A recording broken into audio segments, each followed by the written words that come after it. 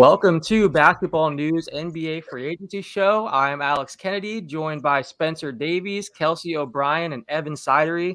We've been breaking down all the different free agency signings and rumors throughout the week. This is our final stream of the week.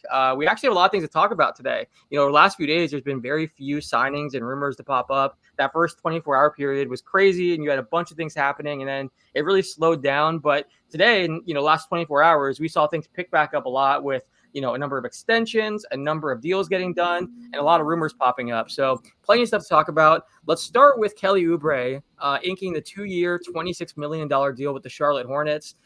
He was kind of the last big name, or one of the last big names that was kind of available. We were all kind of wondering where he was going to go. There were different rumors, Portland apparently showing interest, a number of teams trying to get him. And rather than having to settle for a smaller contract, he was able to get a 2-year deal paying him $12 million per season, which I'm not sure any of us expected whenever we saw him having to wait, several days to get, a deal. So Charlotte's had a pretty nice offseason. We loved what they did in the draft. We kind of praised them during the draft show, being able to get some nice values. And then now bringing in Oubre. Spencer, what are your thoughts on the Oubre deal and kind of his fit in Charlotte? I think he's a great fit. I'm just more or less thinking about what happens with PJ Washington now, because, Miles Bridges was already somebody, who was coming off the bench and really had a nice rapport, with guys like Melo and at the time, Devontae Graham and Terry Rozier. So for me, it's about what Kelly Oubre does in transition. It's not so much about what he's able to do shooting wise, because I think, they've done a good job of bringing in, capable 3-point shooters. He's going to have a role of just playing defense and getting to the rim. So we'll see what happens with PJ Washington off of this move. Somebody's going to have to lose out on playing time between him and Miles Bridges. Or maybe they go with, some smaller lineups and put PJ at the 5, and we'll see what happens there. But I think it's a good move for them, and just adds another exciting piece to this Charlotte core that just continues to grow. Evan, I know you wrote an article about the Charlotte Hornets and their offseason, what we've seen from them. What are your thoughts on kind of their offseason as a whole? Yeah, it's been a really good offseason for the Hornets. You add James Bouknight and Kai Jones in the draft, 2 really good values where they got them to at 11 and 19. And you go out and get Kelly Oubre in free agency. I think could be a really good 6-man, like the wing version of a Jordan Clarkson if he buys into that type of role. Oubre's had to do that throughout his career. But I think in Charlotte, I tweeted this out last night when I saw the news, but just imagine LaMelo, Bouknight, Oubre, Miles Bridges, and Kai Jones in transition.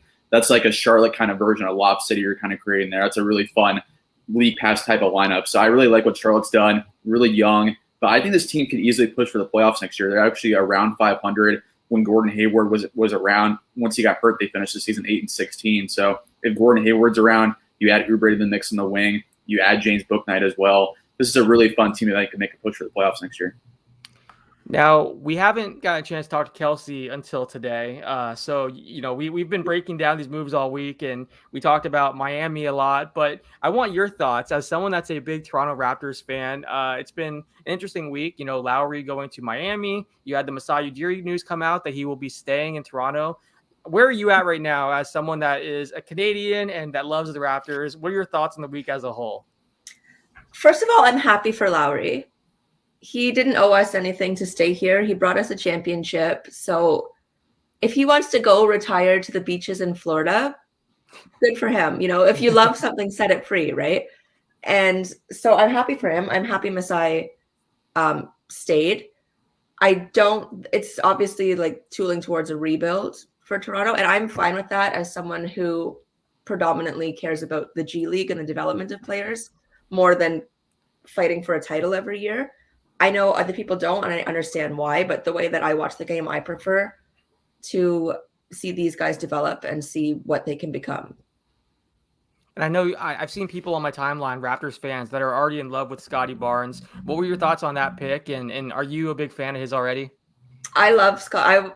I will run in front of a bus for Scotty Barnes, no question. All 3 of them, like Delano Banton, David Johnson. I think it's just the way I look at it is you could have had Jalen Suggs, who's already basically like bona fide superstar, or you could have someone like Scotty Barnes, was the number 2 to Cade Cunningham in high school, but is still showing an eagerness to learn and develop and doesn't go in thinking that he's already a priority and already a number 1 option.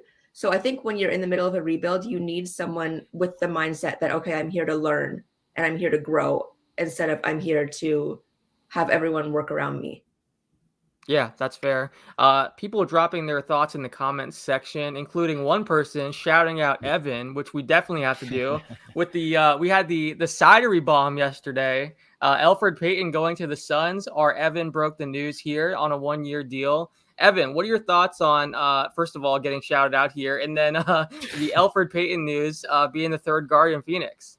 Yeah, well, I appreciate the shout out detail with that. I heard about it yesterday, and I talked to Alex about it as well. You got to confirm on his end as well. So basketball news, we got a scoop on Elfrid Payton heading to the Suns. And I think, honestly, he's just a really good third guard to have. Just glass break in case of emergency. Campaign or Chris Paul gets hurt, he can come in and be a spot guy off the bench for them. He won't be in the rotation, I imagine, next season unless something were to occur to those two guys. But compared to like an E'Twaun Moore or Javon Carter, I think Payton can provide defense, playmaking. He's not a good shooter, but he's a young guy who maybe Monty Williams can tap more into. So I like the fit just as a reserve kind of player.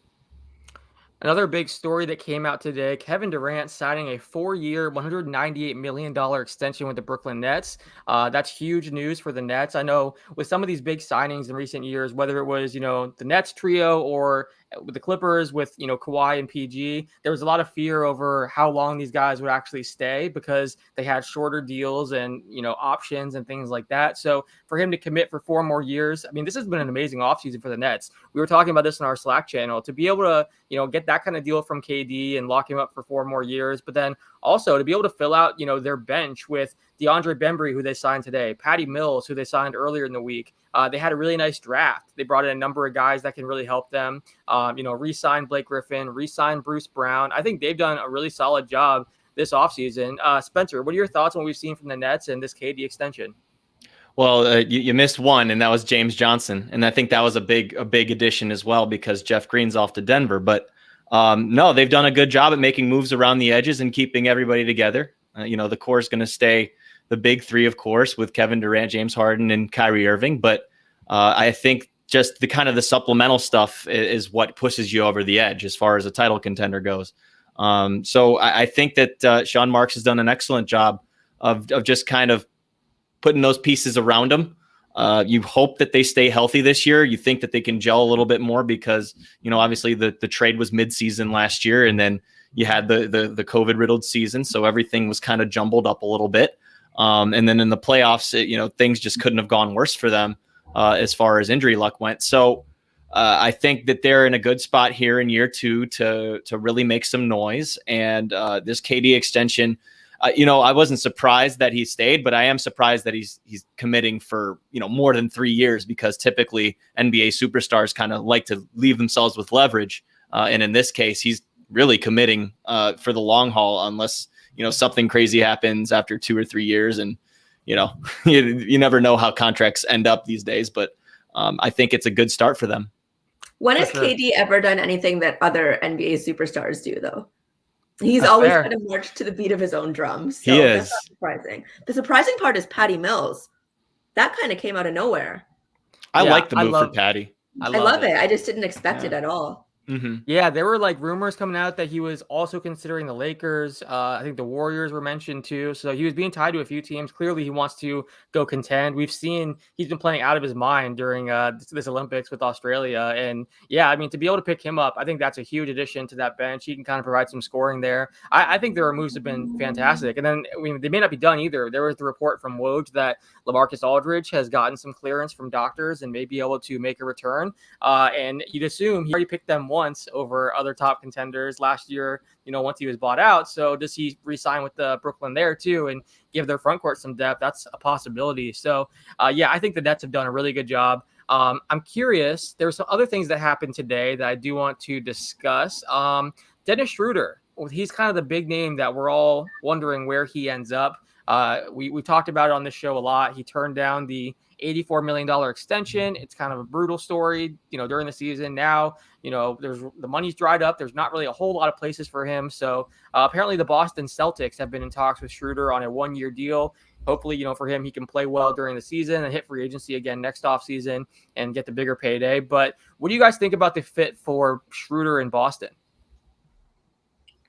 It doesn't really make that much sense to me. But at the same time, if it's a 1-year deal and they're not trying to kind of latch on for a long term, then sure, why not try it out? I think they need more of a table center than somebody that's going to put pressure on the rim, because you already have Jaylen Brown and Jason Tatum to do that. But somebody that can score and can shoot a decent clip, is really fast, turn in the corner, and can help in transition. Defensively, we obviously know that he has his ups and downs there. But I mean, no harm, no foul on a 1-year deal if that's the case. And we also know that they're trying to extend Marcus Smart as well. So this probably isn't anything more than this season if it were to happen. But I don't mind it, but I don't love it. Yeah, I agree. I mean, Schroeder is an upgrade over like a Peyton Pritchard or a Chris Dunn, but to me, Schroeder feels like a guy like Boston feels like they're ready to make a big move for someone. They tried to get in the talks for Bradley Beal. Obviously, he might stay in Washington, but maybe you can flip Schroeder at the deadline with other pieces if a disgruntled start becomes available. I have a good salary to make that happen. But just as far as a backup point guard goes, if Schroeder buys into that role that we saw in Oklahoma City, I think he'd be a good fit as a second unit piece off their bench. Yeah, I would agree. I mean, at this point, with how cheap you're going to get him, it's a very low risk, high reward type move. We saw, again, in OKC, he was the runner up for Sixth Man of the Year. He's someone that we know can play that role really well. Still a relatively young guy. I think he's the best player that's still on the board right now. So, yeah, I think, for all these teams that are kind of contenders or hoping to, go deep in the playoffs, it makes a lot of sense to bring him in because it's going to be a relatively cheap deal. It's kind of similar to, we talked about the Andre Drummond deal earlier this week. If you're the Sixers, why not give him a 1-year minimum contract where if things go bad, sure, you don't bring him back and, you say thanks for hanging out with us. But, it really doesn't make, there's really no harm in bringing him in. And if it works out, great, then you got to steal. So I like the rumor. I agree with you, Spencer. It's not the best fit, but I get why they want to go in that direction and see if they can get something out of him and, see what he can provide. You also mentioned it, the Marcus Smart rumor that came out today. The Celtics offered him a 4-year extension, which would pay him roughly $17 million per year. I guess they're waiting to hear back from Smart and his camp on whether they will accept it. It's interesting. He's popped up in some trade rumors recently. There's some talk that maybe Boston could look to move him. What are your guys' thoughts on this rumor that he might extend with Boston or that they offered the extension? I love it. He is Boston to me. When I think of Boston, I think of Jaylen Brown, Jason Tatum, and Marcus Smart. I mean, he's essentially their glue guy, right? And if they're going to add Dennis Schroeder, they're going to need someone like Marcus Smart to kind of balance that out. Whatever the dynamic ends up being with Dennis Schroeder, I think they'll need Marcus Smart to, just balance it a little bit. He is Boston. You're right. He's the heart and soul of that team. Yeah. It's that. It's simple as that. And, defensively, I don't want to say they'd fall apart without him, but he's literally what holds them together on that end of the floor. And you saw how much they struggled after he went down last year with that injury in the Lakers game. And they just kind of never recovered since from then. So, in order to keep this team together and to also bring back a very important vocal leader and somebody that's, a very rah-rah type of guy in the huddles, it's huge. And honestly, Smart too, he's only 27. He can still keep improving his offensive game. We saw last year he had a career best true shooting percentage. So I think honestly, Smart's a guy as a third option or fourth option on offense. Like you mentioned, he's the heart and soul of the Celtics, but I think he still has some ceiling as far as offense goes to keep improving. One thing that just broke, Shams just tweeted this, that Kyle Lowry has signed his contract with the Miami Heat. So it's official, fully guaranteed 3-year deal for $85 million, which gives us a chance to ask Kelsey about your thoughts. I know you said that, you're happy for him and you love him, so you let him go. But because you've watched so much of Kyle Lowry, more than we have over the last several years, how much does he have left in the tank and how does he fit with this Heat team as currently constructed? I mean, you're putting him beside Jimmy Butler, and I would argue that those two are the most competitive people on the planet. So I think he's going to fit well into a mentorship role, and I think he's still got a lot in the tank. I think people look at Kyle Lowry and they don't really they just see kind of like this pesky, annoying point guard, but they don't see that he's a leader. They don't see the decisions he makes. They don't see that he's basically the Chris Paul of the East. So I mean, I think it's a great fit. I think Miami's constructed their roster pretty beautifully up to this point. I didn't realize how underrated he was until following, Iman and some of you guys and seeing the tweets you get. Like Iman was legitimately getting tweets the other day about how Kemba Walker is better than Kyle Lowry at this stage. And I'm just like, I didn't realize there's people out there that disrespect Kyle this much. It's pretty wild to see. Yeah, but that's also why I don't understand why people are so mad about Goran Dragic coming back. Because to me, Goran Dragic is Kyle Lowry light. And I know people are mad because allegedly he spit at DeMar or something, but I watched the video. It didn't seem intentional. And I mean, I'm excited for him. I'm excited for him to step into a role similar to Kyle's alongside Fred. Do you think Dallas, he's staying? I must say, Dallas fans are already penciling him in on their roster, thinking he's getting bought out. So who knows? If he gets bought out, good for him, but I would embrace him with open arms. So fair enough. I asked them this. If you're listening, stay. Test it out for a bit. I asked them this earlier this week. Between Duncan Robinson and Kyle Lowry, who's going to shoot more trail threes? Probably still Duncan Robinson. Be Kyle Lowry fighting it out. Goodbye thanked Dwayne Casey for telling him not to shoot threes. I saw that. That was great. Another big move that happened today, big, but relatively speaking, considering most of the big signings have already happened. But we saw Andre Iguodala choose the Warriors over the Lakers and Nets. Those were the three teams that he was down to, apparently. So what are your guys' thoughts on Iggy choosing Golden State? Spencer, I know you mentioned in our Slack channel that the Warriors seem like they're back. Thoughts on Iggy going to Golden State? Well, they're getting the band back together almost. I mean, Klay Thompson's coming back this year, hopefully healthy.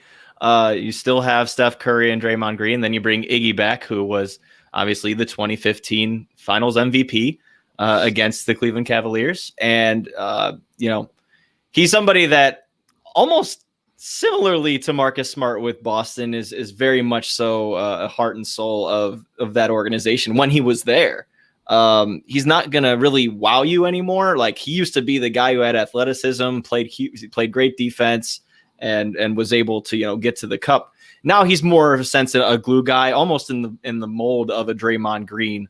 But I feel like, just that familiarity that he has there already and with that organization, and also being able to mentor guys like Moses Moody and Jonathan Kuminga while they're there.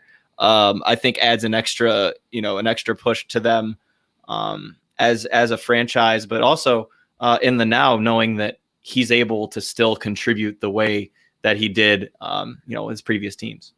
I feel like he's going to be great from a leadership and mentoring standpoint, but I don't know how much he can actually provide on the court anymore. We saw, he really kind of struggled in Miami the last 2 years, averaging like 4 points per game. 3 rebounds. It's been tough. I mean, it's not a huge surprise. He's 37 years old. He's going to be 38 this season. So I'm not saying that it's shocking. I mean, it's pretty much what you'd expect from a player that's 38 years old. But I just don't know what he can really provide at this point in his career.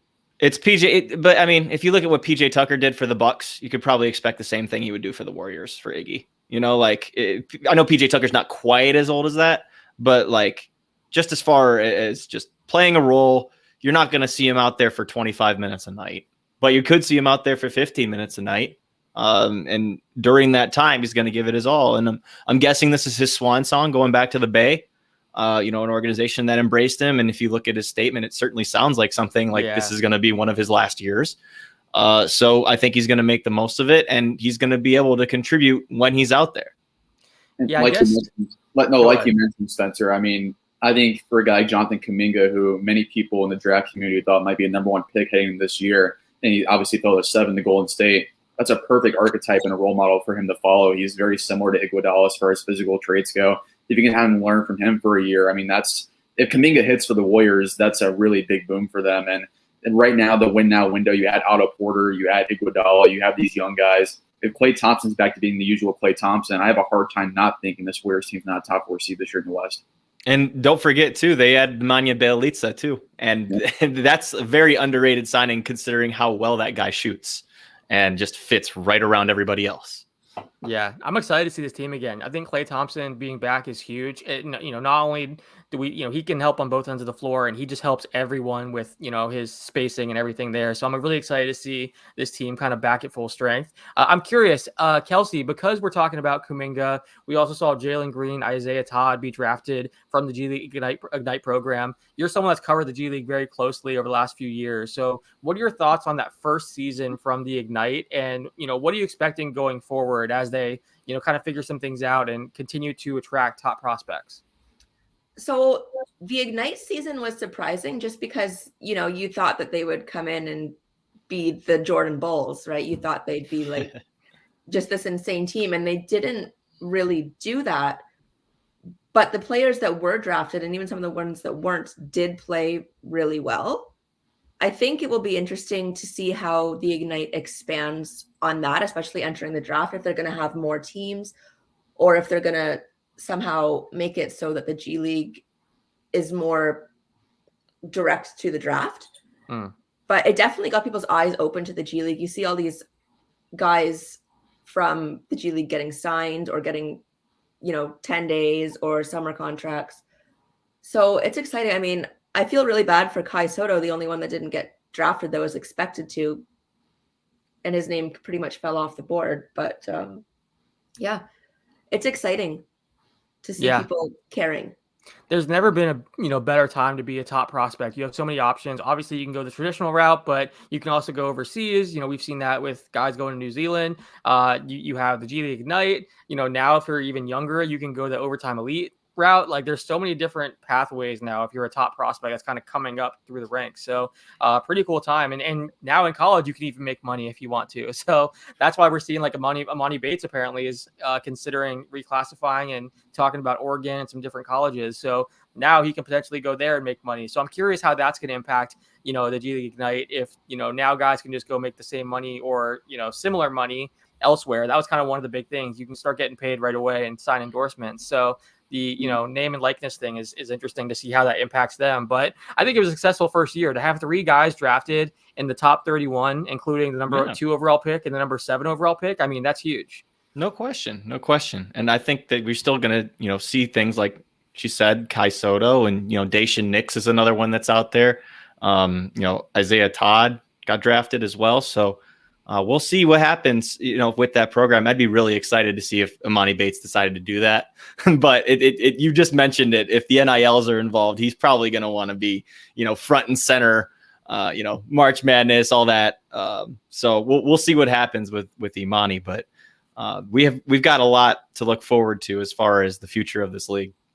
I think it'll also be interesting to see, because you have these guys that were great in college and then they're not so great in the NBA.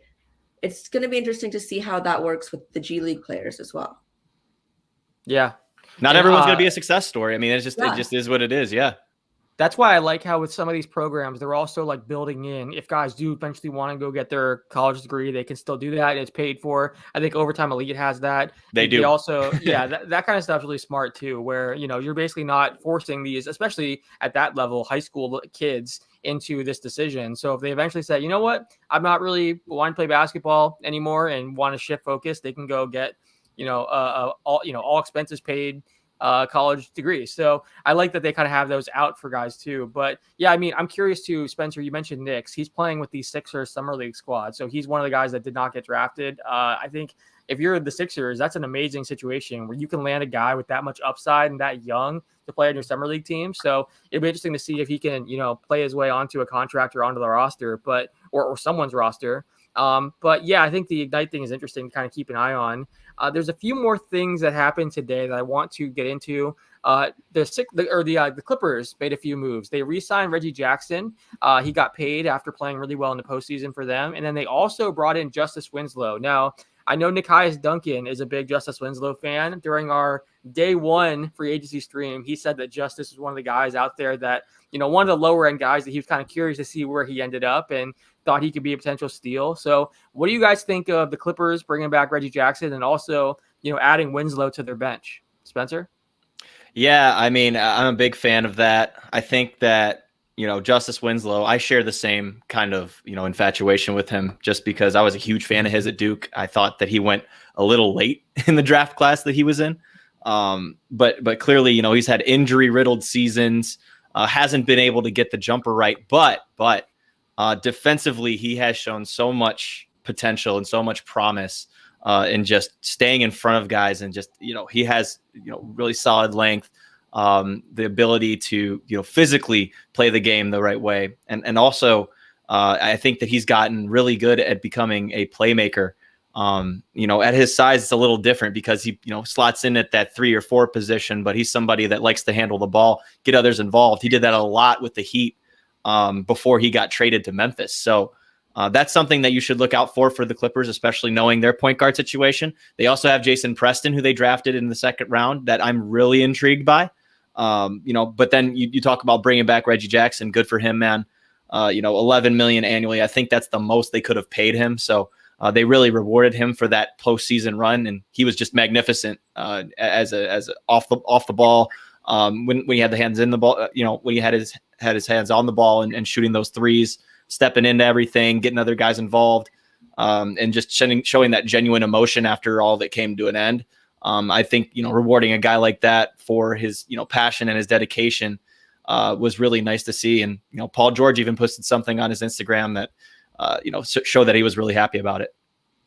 And I think, honestly, this Clippers team, even losing Kawhi for most of next season, they do have like a really good rotation right now, even with Kawhi being out. The starters probably are going to be Reggie Jackson, Terrence Mann, Paul George, Marcus Morris, Ivica Zubac. In their second unit now, you have Beverly, Kennard, Justice Winslow in the mix, and Serge Ibaka. That's a legit 9-man rotation there. They can keep you afloat around like a 5, 6, 7 seed throughout the season. And if Kawhi returns in the playoffs, that's a team you don't want to face. It's a lot of depth. That's 2 superstars. We saw them almost make it to the finals last year, even without Kawhi in the middle of their playoff run. So them running it back, I do wonder if they bring back Nick Batum now. Maybe the Winslow signing means that he's outpriced them somewhere else. We'll have to watch that and see. But I do think this Clippers team now, adding in these 2 guys, they have a legit rotation.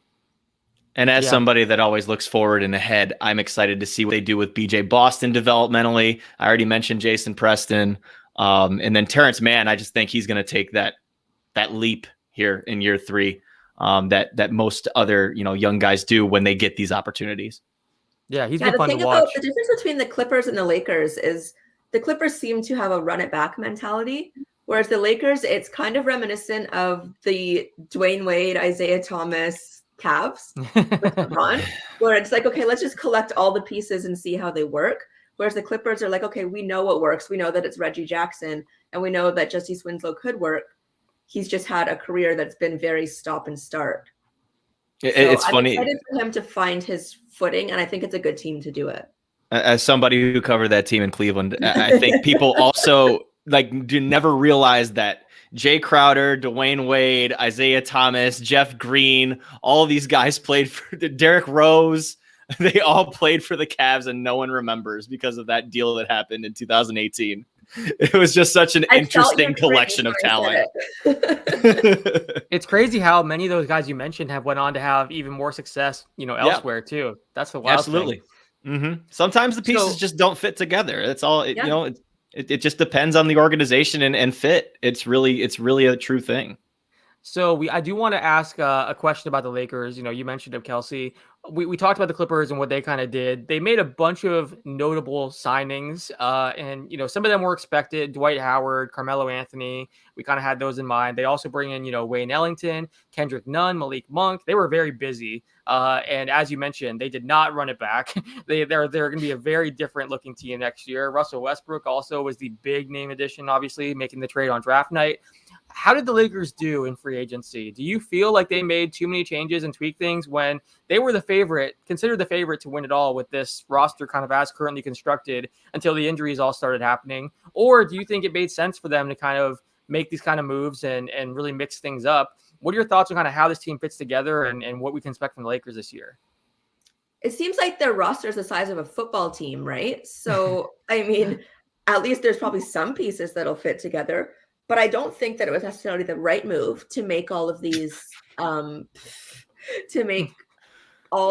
changes and all of these signings. But it's also what we saw LeBron do with that Cavs team. So maybe some things will come together after the trade deadline when they see that, just because it works in a video game doesn't mean it's going to work in real life. And that's kind of the vibe. It's a very 2K lineup. Very I can see 2K that. roster. I like that. I like that description, actually. Because there is a lot of individual talent, but there's a lot of stylistic similarities. But at the same time, they did put a lot of shooters around him, and Evan and I have discussed that at length this week. But I'll allow him to expand on that. Yeah, it's just they've added 4, I believe, maybe 5 now, plus 40% 3-point shooters. To make this trio work with Westbrook, LeBron, and AD, you need to have adequate floor spacing, and they've done that. They've done a really good job mixing in some young guys to the mix. They brought back Taylor and Horton Tucker. They signed some veterans too. I wouldn't go as far as ESPN did, saying they have a big 4 now with Carmelo Anthony on board. But I saw that. Oh my gosh. That was ridiculous. But he provides great floor spacing too. Shot 40% from 3 last year. But I'm just so curious to see how Westbrook and LeBron fit together, because we saw Westbrook did not like being off the ball a lot in Houston with James Harden. It might be the same thing in LA. Spencer and I discussed maybe LeBron's more off the ball to conserve some energy. So I'm just curious to see what happens there between that dynamic, because if it doesn't go well, it might just end their season for him. Yeah, that was one of the things that came out, right after the Westbrook trade, was that they met at LeBron's house, and LeBron said, hey, I can, change my position. AD was saying I can play center. Russ was saying I can play off ball. It sounds like they're saying all the right things. Like, we'll do whatever it takes to make this work and win a championship. But, saying it is one thing. During the season, when it actually comes time for those sacrifices or changes being made, how's that going to kind of go over? That's kind of the big question. Spencer, sorry, I didn't mean to cut you off. Go ahead. No, yeah, I was just going to say, not even looking at the lineup that they have now, I think a lot of people kind of undervalued what Kuzma meant to the team because he didn't have a great offensive year. I think that his hustle plays were huge for them, especially, in the postseason and stuff. He was such an improved, rebounder. Obviously his production took a hit, but that happens when you play with LeBron James and Anthony Davis. Like, it's just going to happen naturally. But he was able to kind of sacrifice and, make his role work. And I think that, even though he had a really rough, series against the Suns, that, he kind of was a little underappreciated. And now I think him getting a new start over in Washington's good for him. I think they're going to miss Alex Caruso, somebody that, he came off the bench, but there were multiple times where he started because of his defensive impact and the job that he did in facilitating for them. Those are two, pretty big pieces that they missed. And then KCP is the guy who's been around for the last 3 years. Another 3-and-D guy who they're, I think, going to sorely miss, at least to start, before they start to, figure things out on their own.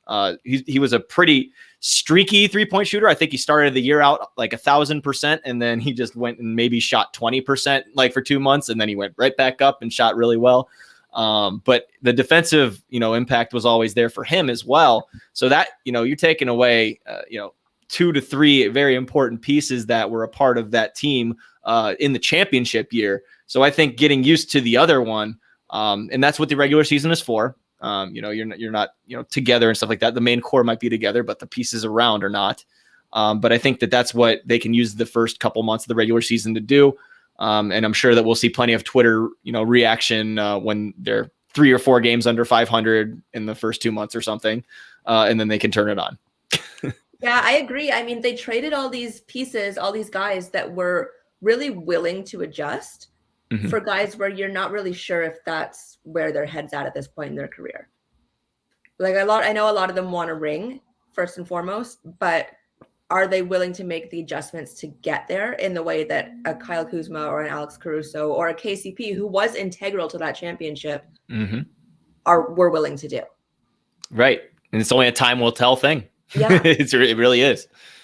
One thing that's interesting to watch with the Lakers too, Frank Vogel wants a contract extension, understandably so, after winning a championship. But according to Mark Stein, it is seeming increasingly pessimistic that he's going to get an extension. So thoughts on that? Making him have to enter the season as like a lame duck coach after leading a team to a championship. That seems pretty wild. And I saw Harrison Fagan had a great stat that the Lakers have not extended any of their coaches since Phil Jackson in 2007. So that's clearly an organizational approach that, that's how they apparently do business. But thoughts on Vogel and kind of the extension talks that are ongoing? Yeah, it's odd to me. I mean, Vogel, he helped an overachieving Indiana team way back when. He led them to multiple playoff runs deep against LeBron. The Heat. I think the Pacers would have been the finals without that LeBron Heat team in front of them for a couple of years. And then he goes to the Lakers after a couple of years in Orlando. It didn't go well, but that was a really young, rebuilding team. Honestly, I think Vogel's a really underrated coach. He's a great defensive mind. Obviously, the offense lags behind a little bit as far as X's and O's go, but you have star players like LeBron, Westbrook, and AD on your roster. Now, I think that kind of supplements itself. But it makes me think, like, who out there would they want over Frank Vogel? There's not really a lot of names out there that make a lot of sense. I think, honestly, they wanted Monty Williams. That was their first choice way back when, before they sold for Frank Vogel. And now you see Monty Williams now leading the Suns to the finals. I mean, that would have been a perfect fit for the Lakers. But Monty wanted to get his own culture and his own, like, foundation in place without stars in Phoenix. It's worked out for him so far. But I just do wonder, if it's not Vogel who's proven himself already, who else could it be? Yeah.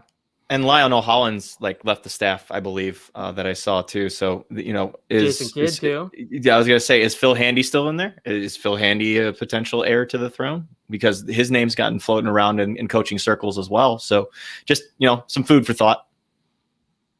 Yeah, interesting. I know Phil Handy interviewed for the Wizards job, but didn't ultimately get it. So, yeah, I mean, it is a good question. If you aren't going to bring Vogel back, well, who are you going to replace him with? And it has to be a win now guy, considering, the core that you kind of put together they can't really wait for a year for a coach to figure things out, especially like a first-time head coach. So very interesting to watch.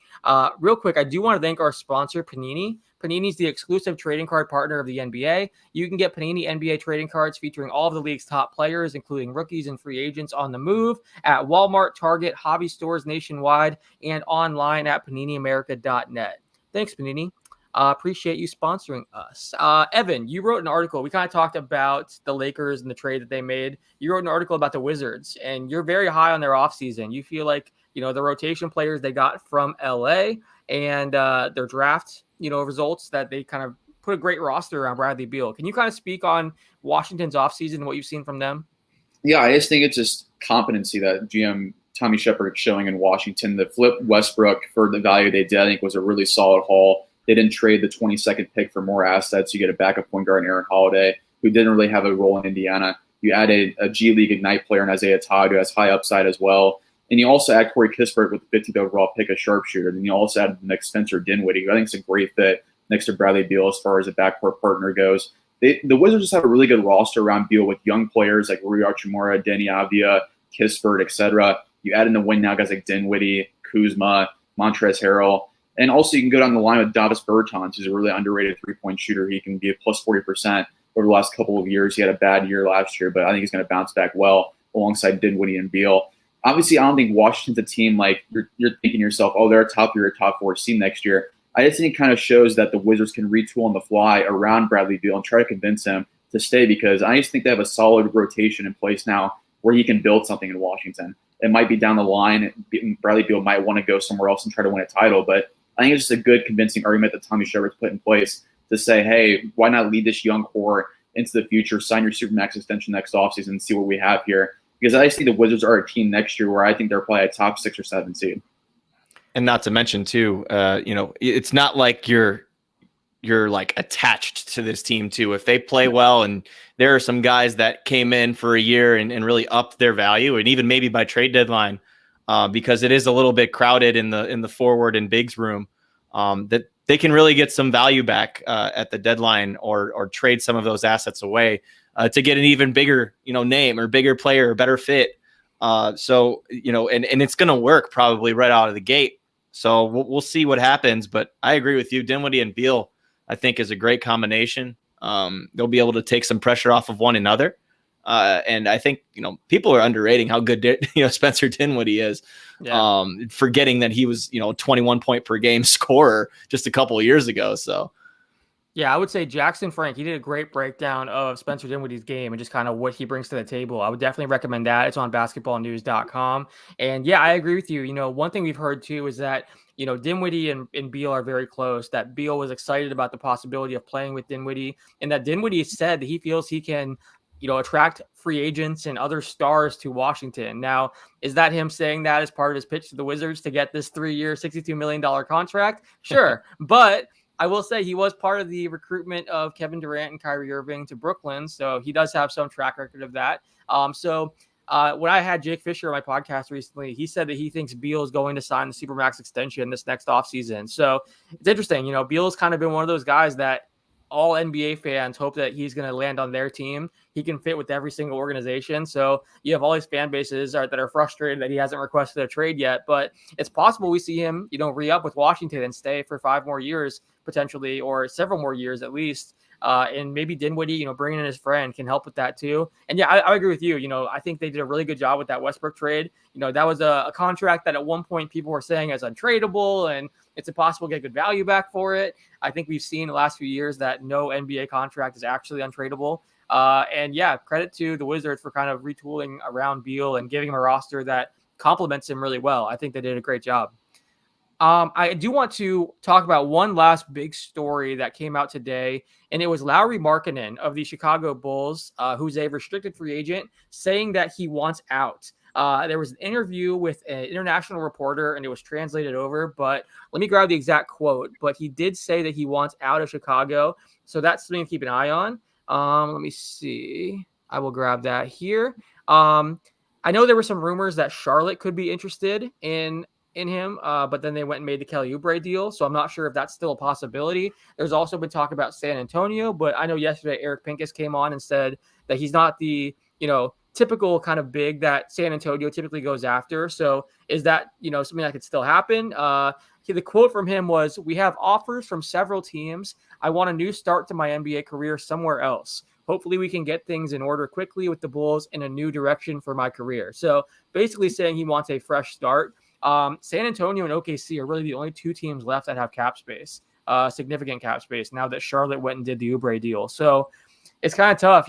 Other teams, if they offer a tiny offer sheet, then the Bulls will surely just match. So I'm curious, what do you guys think we're going to see happen with Markkanen? Maybe the Spurs will sign him just so that people will get confused as to whether it's him or Jakob Poeltl. I like it. I like the strategy.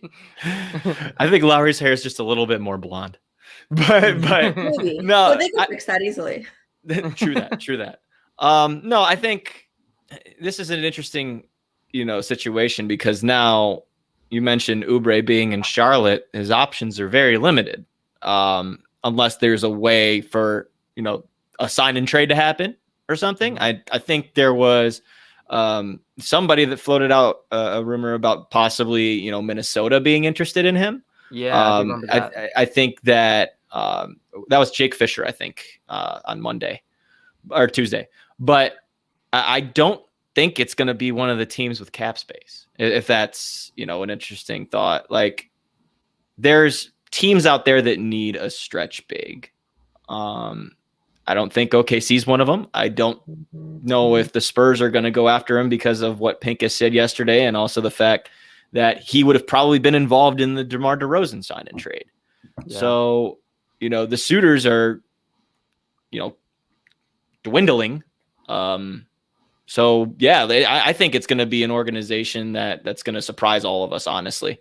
I do think that's why he said, hopefully we can get things in order quickly with the Bulls. Like anything he does, he's going to need cooperation from the Bulls, whether it's rescinding the qualifying offer so he can be unrestricted or a sign and trade. It seems like sign and trade is probably the best route for him. But if you're the Bulls, I get the thinking of, go get an offer sheet and we can match it. There's no money out there. So I can see why they don't want to lose an asset. Yeah. Right. For nothing. Exactly. Yeah.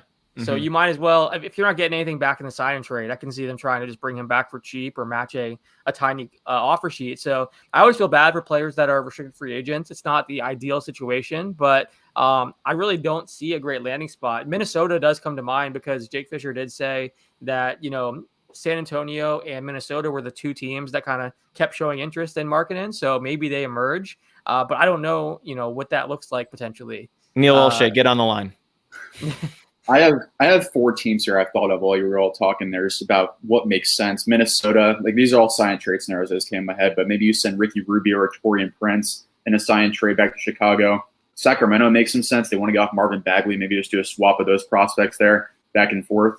Memphis makes sense. They want to get off of Eric Bledsoe. He could fit next to Jaren Jackson Jr. as a stretch for. Then maybe New Orleans. Maybe you do a double sign trio, Josh Hart who I think wants to a fresh start out in New Orleans as well. So maybe you can do a double sign and trade there. But there's not a lot of options for Markkanen. You have to imagine Chicago wants to extract some value.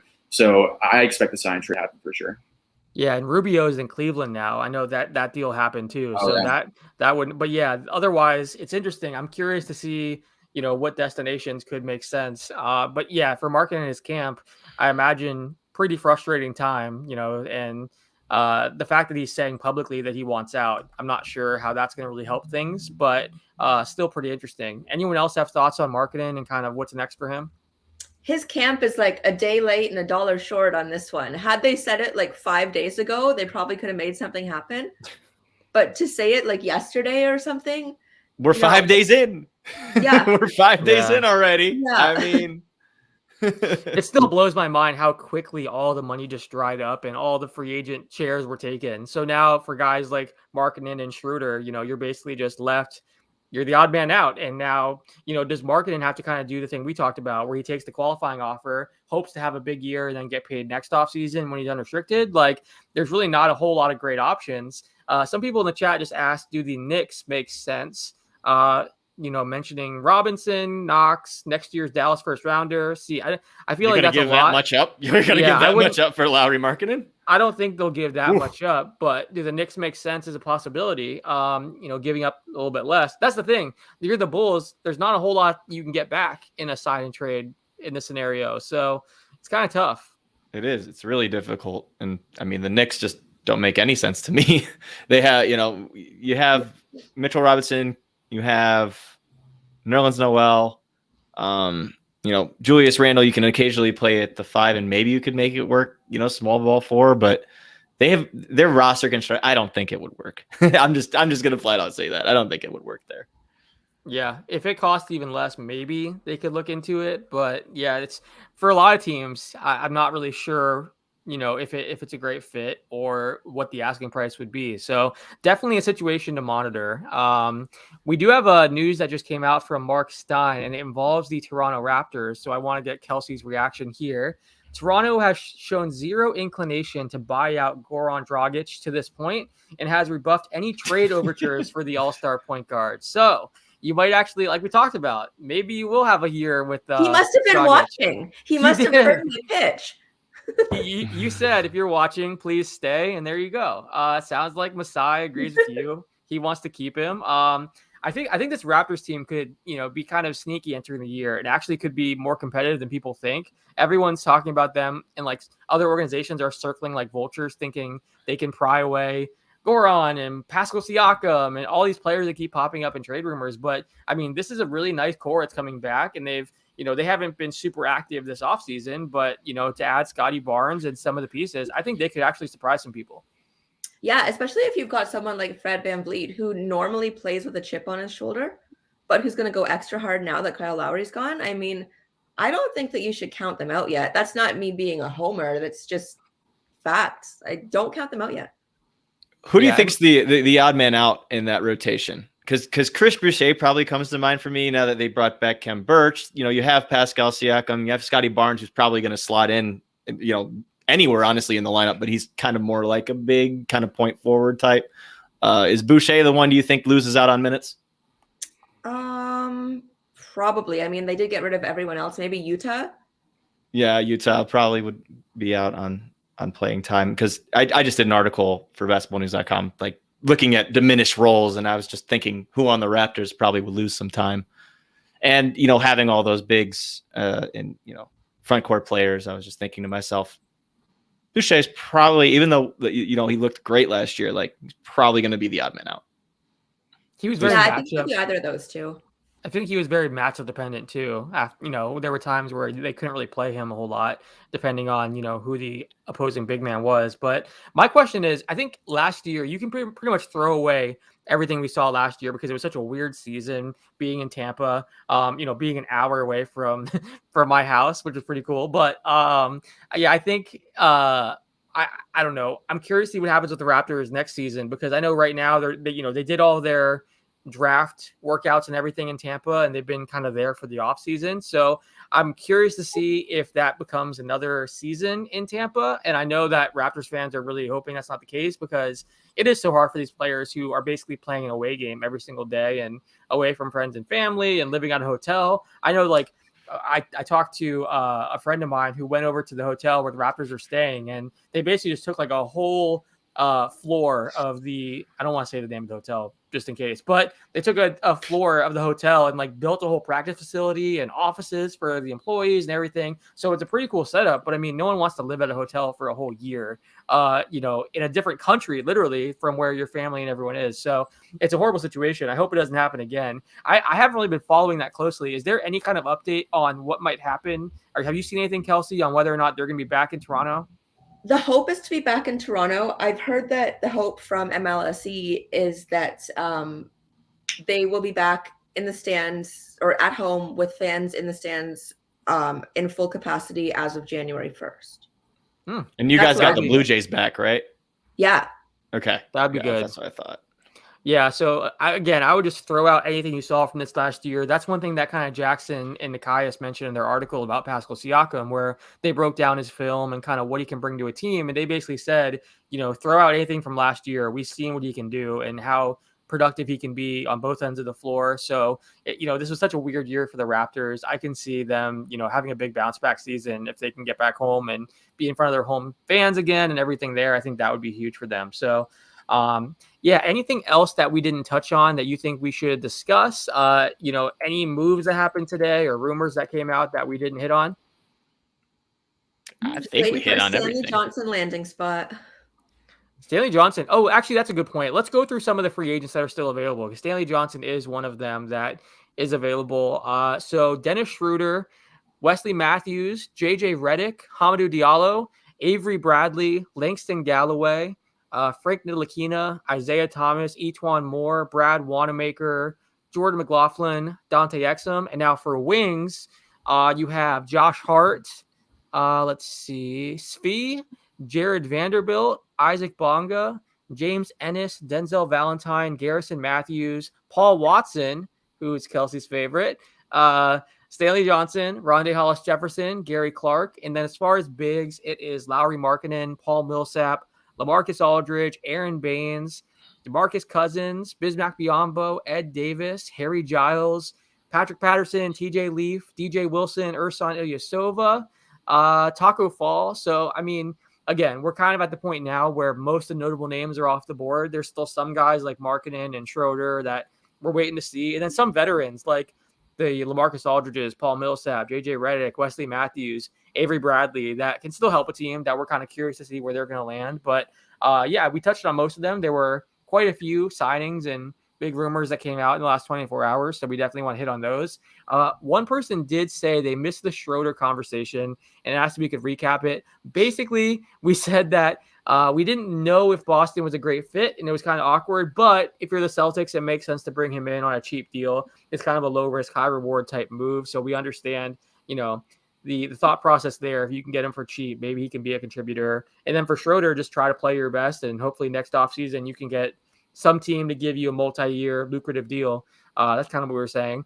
But yeah, anything else you guys want to mention? Any teams that we haven't discussed or anyone that you want to shout out? I want to see what happens with Hamidou Diallo. I want to see if the Pistons actually bring him back. I know he's a restricted free agent, but I thought that he had a really good start to last season with the Thunder before he got dealt over there.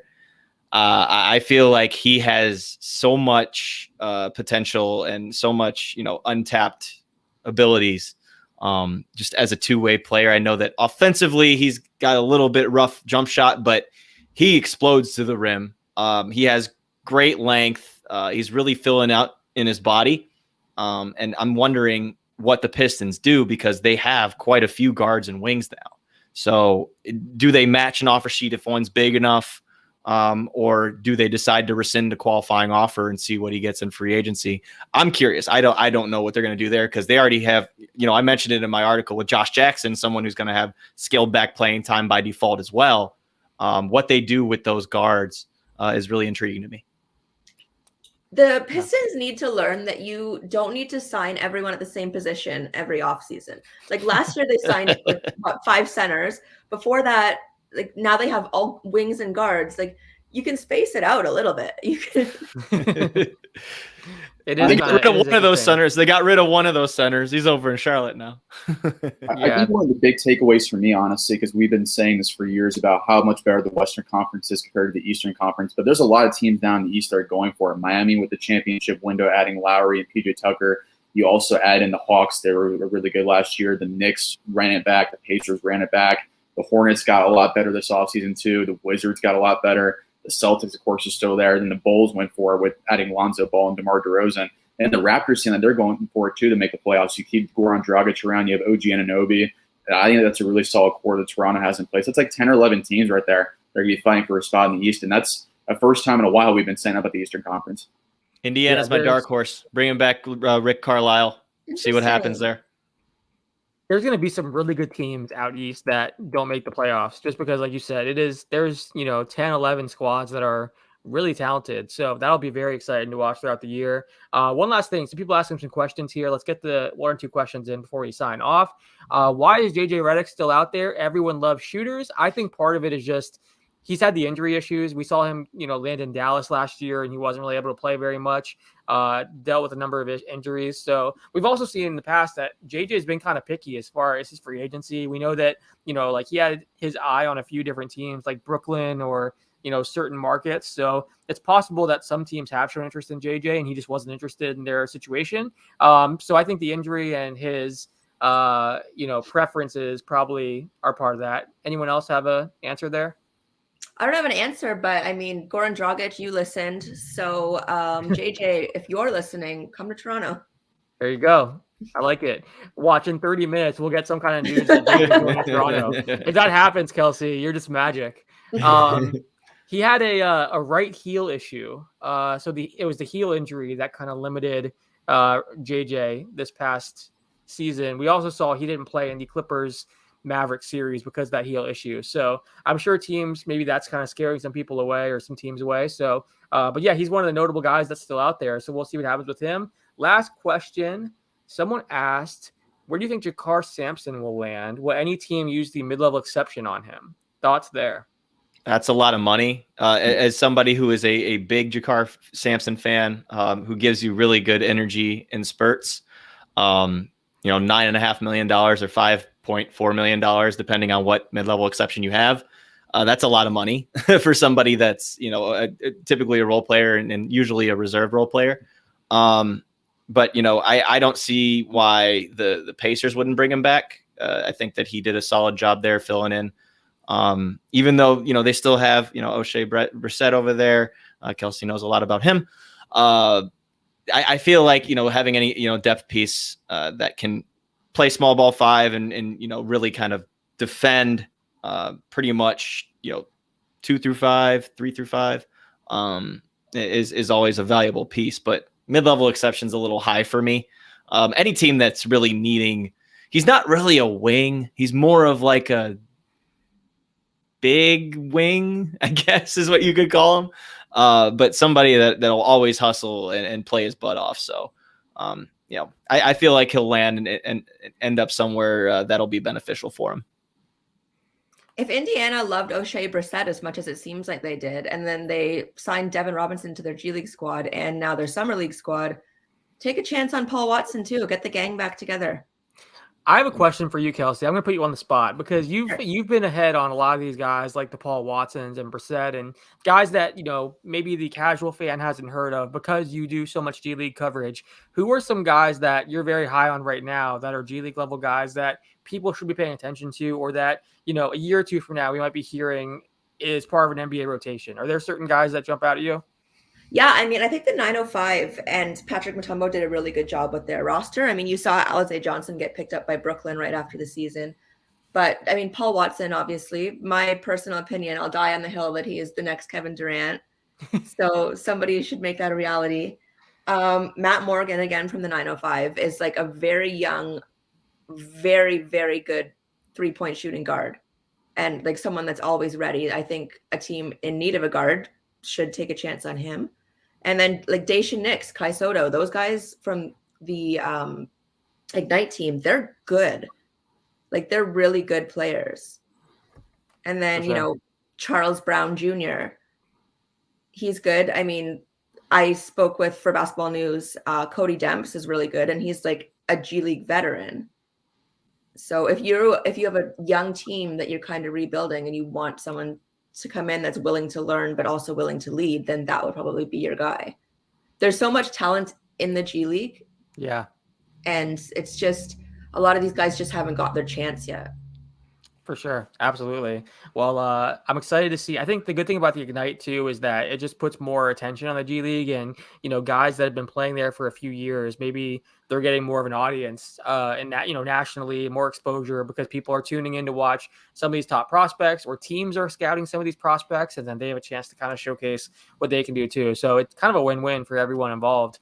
But yeah, I just had to get your thoughts there because you do. Yeah, a great one job. more, Devin Kennedy. I have an article coming out on him soon, and he's recovering from injury right now, but he's also really good. G League Finals MVP. Signed a 2-way with Orlando before he was injured. So take a chance on him too, because he's really good. Yes, that article is going to be running on basketballnews.com very soon, so be sure to check that out. I want to thank everyone for watching. Thank you, Panini, for sponsoring us. Panini America is continuing to release digital trading cards on its Panini NFT blockchain platform, which includes its signature Prism basketball line. Check out PaniniAmerica.net to start collecting Panini NFT blockchain cards featuring all of your favorite NBA players. We actually, Oliver Maroney and I just did a stream right before this where we kind of opened up some of those Panini packs on the stream. And it was a lot of fun. We actually are giving away some of the Panini packs to people through Twitter too. So definitely check that out. And yeah, we appreciate everyone hanging out with us. It's been a crazy week of free agency. I wish the last few days were a bit more active. We had that first 24 hours that were wild, but there's going to be plenty of coverage of this offseason on basketballnews.com. Again, the guys we mentioned that are still on the board, you'll see tons of articles and coverage of where they're going to land on Basketball News. So be sure to check that out. And thanks for hanging out with us. Take care. See you in the